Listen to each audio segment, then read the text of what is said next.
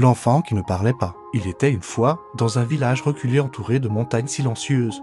Un petit garçon nommé Elian. Elian était né différent, il ne pouvait pas parler. Sa voix semblait enfermée quelque part au fond de lui, comme si elle avait été volée dès sa naissance. Les enfants du village se moquaient de lui. Ils l'appelaient le muet maudit, inventant des légendes cruelles à son sujet. Les adultes ne valaient guère mieux. Ils le regardaient avec pitié ou méfiance. Même ses parents, dépassés, avaient fini par le délaisser. Elian passait ses journées seul, dans la forêt ou près de la rivière, les yeux pleins de larmes qu'il n'arrivait jamais à exprimer par des mots. Mais ce que personne ne savait, c'est que la douleur silencieuse peut créer un vide dangereux. Et ce vide, un jour, attira quelque chose. Dans les profondeurs de la forêt, Elian rencontra un esprit noir, un être sans nom, fait d'ombre et de murmures. Cet esprit lui parla sans voix, directement dans son cœur blessé. Ils t'ont rejeté, ils t'ont fait du mal. Laisse-moi t'aider à leur faire payer. Elian, rempli de rage et de chagrin, accepta. Il devint Eleven, le garçon silencieux à la puissance noire. Il faisait peur. Des objets bougeaient autour de lui, des choses se cassaient sans qu'on les touche.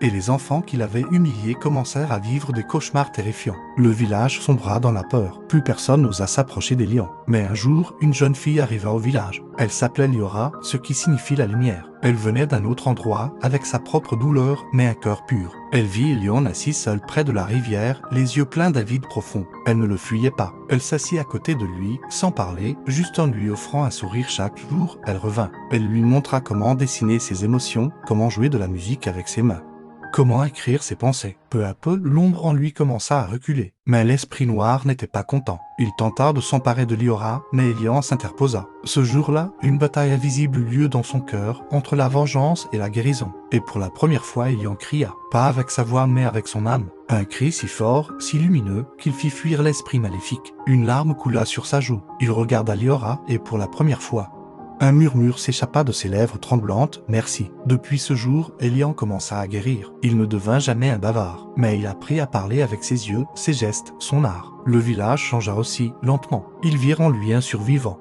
un maître extraordinaire qui avait combattu un démon silencieux que beaucoup n'auraient jamais osé affronter. Et Liora, elle resta à ses côtés. Ensemble, ils bâtirent un lieu pour les enfants rejetés, un lieu de lumière. Parce que parfois, ceux qui ne parlent pas ont les histoires les plus puissantes à raconter.